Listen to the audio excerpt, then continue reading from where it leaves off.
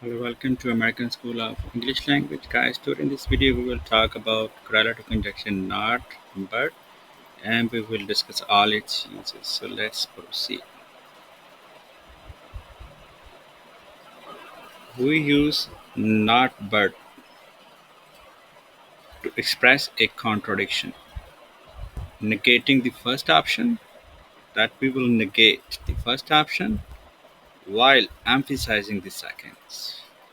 So this means contradiction, negating the first option while emphasizing the second. For example, he is not happy but thrilled. So he is negating here first option and is emphasizing thrill. Since this is the clause, but this is the word only, but thrill is the word. So we will not use comma here. She did not like but loved her new song. So it's emphasizing the first, sorry, negating the first option and emphasizing our new song. This is the clause. Loved her new song is a phrase, so we will not use comma here. We will use comma here to separate only two independent classes.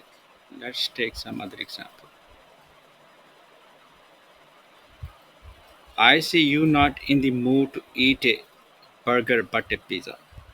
So, so he's negating the burger here and emphasizing the option pizza here.